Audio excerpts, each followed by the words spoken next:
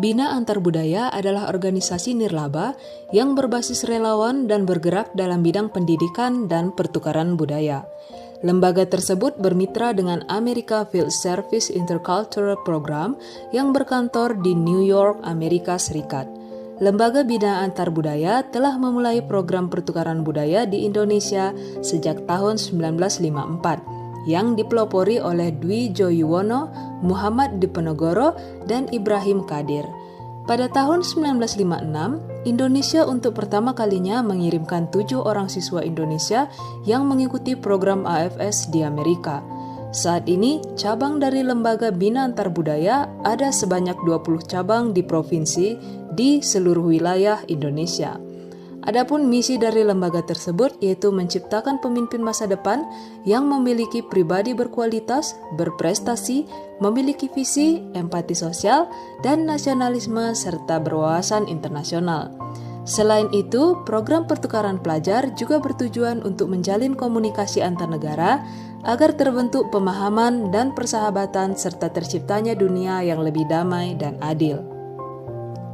Lembaga yang bergerak dalam bidang pendidikan ini tergolong cukup terkenal bagi kalangan pelajar di tingkat sekolah menengah atas atau setingkatannya. Meskipun demikian, jangkauan dari lembaga tersebut tergolong belum meluas ke kalangan pelajar yang bukan berasal dari daerah ibu kota suatu provinsi. Hal tersebut menjadi pertimbangan bagi pengurus dari Lembaga Bina Antar Budaya untuk menarik lebih banyak peminat dari kalangan anak sekolah yang berada di wilayah. Kondisi ketidakmerataan informasi tersebut tidak terlepas dari pemahaman sebagian besar pelajar di wilayah bahwa program pertukaran pelajar hanya diperuntukkan bagi anak-anak berprestasi dalam bidang akademi. Bahkan tidak jarang yang berpandangan program hanya dikhususkan bagi pelajar yang berasal dari sekolah terbaik di wilayahnya. Namun, pada kenyataannya, fokus dari lembaga pertukaran pelajar tersebut adalah memilih anak-anak atau delegasi muda menjadi komunikator terkait budaya yang ada di Indonesia ke negara lain. Dalam memberikan pemahaman dan pengubahan perspektif dari kalangan pelajar maupun masyarakat tersebut, maka lembaga menerapkan strategi komunikasi dalam merekrut calon kandidat dengan jangkauan yang lebih luas. Untuk memaksimalkan tujuan dari lembaga berdasarkan analisis yang telah dilakukan, maka perlu penyusunan rencana dalam melaksanakan komunikasi. Hal pertama yang dilaksanakan yaitu dengan mengidentifikasi atau mengelompokkan target sasaran yang akan menjadi objek dalam pelaksanaan strategi komunikasi. Dalam hal ini, target utama dari Lembaga Bina Antar Budaya adalah kalangan pelajar di tingkat sekolah menengah atas atau setingkatannya yang berasal dari wilayah. Selain itu, target lain yang menjadi fokus strategis komunikasi adalah kalangan pelajar dari sekolah yang tergolong biasa atau bukan favorit di wilayah. Usia yang dimaksud dimulai pada kelas 10 dan kelas 11. Hal ini dikarenakan proses seleksi akan dilaksanakan pada kelas 10 dan 11. Serta proses keberangkatan bagi peserta yang terpilih akan dilakukan di kelas 12. Selanjutnya adalah teknik pengemasan pesan. Pengemasan pesan adalah bagian penting dalam menarik minat serta memberikan potensi lebih besar dalam memberikan pemahaman pada kalangan pelajar SMA, di mana kalangan tersebut masuk dalam kategori generasi Z. Pengemasan pesan yang dimaksud mulai dari pemilihan bahasa, pengemasan secara audio maupun visual, serta keuntungan yang akan diberikan pada peserta yang terpilih maupun bangsa. Dalam hal ini, pengemasan pesan yang tidak terlalu baku dan kaku berpotensi memberikan daya tarik tersendiri bagi kalangan Gen Z. Dalam mempertimbangkan mengenai audio dan visual, sangat tergantung pada media yang akan digunakan untuk menyebarkan pesan ke target sasaran. Meskipun demikian, ketertarikan pada audio dan visual pada generasi Z tergolong tinggi. Selain itu, pengemasan pesan juga perlu mempertimbangkan keuntungan atau benefit yang akan diperoleh oleh pelajar terpilih maupun bagi Indonesia oleh keterpilihan kandidat itu sendiri. Hal ini menunjang pola pikir kritis, rasa bangga, serta menumbuhkan nilai nasionalis pada kalangan pelajar. Di zaman yang telah maju dan penuh dengan dukungan teknologi, setiap bidang kehidupan manusia tidak terlepas dari pengaruh teknologi itu sendiri. media yang dapat menjadi pertimbangan dalam penyebaran pesan yaitu sosial media.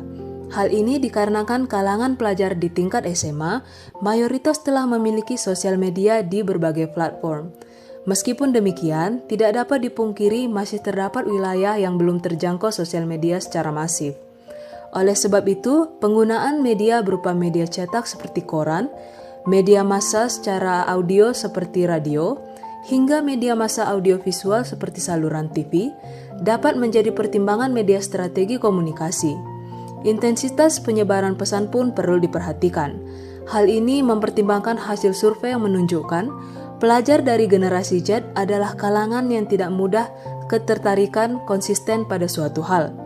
Oleh sebab itu, semakin sering pemberitaan atau penyebar luasan pesan, maka semakin besar potensi pemahaman dari kalangan pelajar akan pesan yang ingin disampaikan. Seperti yang telah disebutkan sebelumnya, penerapan strategi komunikasi pada penyampaian pesan yang ditujukan oleh Lembaga Bina Antarbudaya ke kalangan pelajar akan tetap memiliki hambatan. Hambatan yang dimaksud yaitu penggunaan media sosial yang kurang merata di wilayah, serta penyamaan perspektif dari lembaga ke pelajar. Selain ke pelajar, hambatan komunikasi lanjutan yang memungkinkan dihadapi yaitu pemberian pengertian ke kalangan orang tua dari pelajar. Hal ini dikarenakan tidak banyak orang tua dari wilayah yang memahami tujuan dari lembaga tersebut. Kecenderungan orang tua khawatir dengan anak sangatlah besar, mengingat pelaksanaan program ini dilaksanakan selama 1 tahun di negara lain. Adapun strategi yang bisa dilakukan yaitu dengan melaksanakan pertemuan dengan pihak sekolah baik perwakilan secara langsung maupun melalui kegiatan webinar untuk memberikan penjelasan secara rinci terkait lembaga dan tujuan yang ingin dicapai. Hal ini dimaksudkan agar perwakilan sekolah dapat memberikan informasi terkait secara merata ke orang tua murid. Selain itu, langkah untuk melaksanakan kunjungan ke sekolah yang dinilai belum memiliki pemahaman yang secara jelas juga dapat dilakukan. Dalam hal ini, lembaga perlu membawa alumni maupun pertukaran pelajar dari negara lain yang sedang melaksanakan program di Indonesia. Langkah lainnya dapat berupa penempatan kandidat dari negara lain untuk melaksanakan sekolah di wilayah selama 1 hingga 2 minggu. Diharapkan langkah tersebut akan memberikan pandangan positif dan lebih luas bagi kalangan pelajar, sekolah maupun orang tua pelajar itu sendiri. Pada pelaksanaan strategi komunikasi oleh Lembaga Bina Antarbudaya dapat dilakukan analisis SWOT. Adapun hasil analisis sebagai berikut. Strengths atau kekuatan. Terdapat 2 kekuatan dari strategi komunikasi yang dijalankan. Yang pertama, jangkauan target sasaran semakin luas untuk mencakup wilayah yang bukan bagian dari ibu kota provinsi di Indonesia. Hal ini dikarenakan peranan teknologi dalam pelaksanaan strategi komunikasi. Poin yang kedua yaitu memberikan alasan jelas terkait manfaat dari program yang dimiliki lembaga ke kalangan masyarakat. Dalam hal ini, seperti yang telah dijelaskan sebelumnya, yaitu bagi pelajar, sekolah, dan orang tua dari pelajar itu sendiri. Weaknesses atau kelemahan. Terdapat 2 potensi kelemahan dalam penjalanan strategi komunikasi tersebut. Yang pertama, wilayah dengan jangkauan internet yang lemah akan mengalami kesulitan dalam penyampaian pesan secara masif oleh lembaga. Sedangkan poin yang kedua yaitu penjelasan terkait program yang dilaksanakan selama 1 tahun dan berada di luar negeri mengharuskan peserta pertukaran pelajar untuk mengulang masa pendidikan selama 1 tahun di Indonesia. Dalam hal ini, biasanya beberapa orang tua murid kurang berkenan untuk mengikut sertakan anaknya dalam program lembaga. Selanjutnya, opportunities atau peluang. Terdapat 3 peluang yang kita peroleh dari penerapan strategi komunikasi. Yang pertama, dengan jangkauan informasi yang lebih luas, maka jumlah peminat program akan mengalami peningkatan. Seperti yang telah disebutkan sebelumnya, salah satu target yang akan dilaksanakan dalam strategi komunikasi ini yaitu pelajar yang berasal dari wilayah dan bukan ibu kota provinsi. Yang kedua, pengangkatan pesan mengenai hal positif pada pemahaman terkait budaya yang berkembang antar negara akan memberikan pola pikir yang lebih terbuka bagi kalangan pelajar. Kemudian poin yang ketiga yaitu menumbuhkan jiwa nasionalisme dari kalangan pelajar sebagai bagian dari pemimpin negara di masa yang akan datang. Hal tersebut mengingat anak muda atau pelajar saat ini akan terus berkembang. Selain itu, pendidikan karakter melalui program pertukaran pelajar juga akan berdampak pada cara pandang dari pelajar atau anak muda Indonesia. Kemudian ada threat atau ancaman. Terdapat dua potensi ancaman dari pelaksanaan strategi komunikasi dengan sasaran yang telah ditetapkan. Yang pertama, kondisi keamanan beberapa negara dinilai kurang kondusif dapat menjadi faktor pendorong orang tua dan pelajar untuk tidak mengikuti program. Hal ini mengingat anak atau pelajar akan diajarkan untuk mandiri dan tidak menerima kunjungan orang tua selama mengikuti program. Dalam hal ini, perlu diberikan pengertian dan penjelasan ke orang tua bahwa pelajar yang mengikuti program akan tetap mendapat pengawasan dan pendampingan dari lembaga dan KBRI yang ada di negara tujuan. Kemudian poin yang kedua, yaitu adanya lembaga pertukaran pelajar lain yang menawarkan program dengan durasi waktu singkat dan tidak perlu mengulang sekolah di Indonesia. Dikarenakan program dari lembaga ini mengharuskan pelajar yang terpilih untuk mengulang masa pendidikan, maka beberapa pelajar mencari alternatif program yang sama dengan durasi waktu yang relatif singkat, sehingga pelajar tidak perlu mengulang masa pendidikan.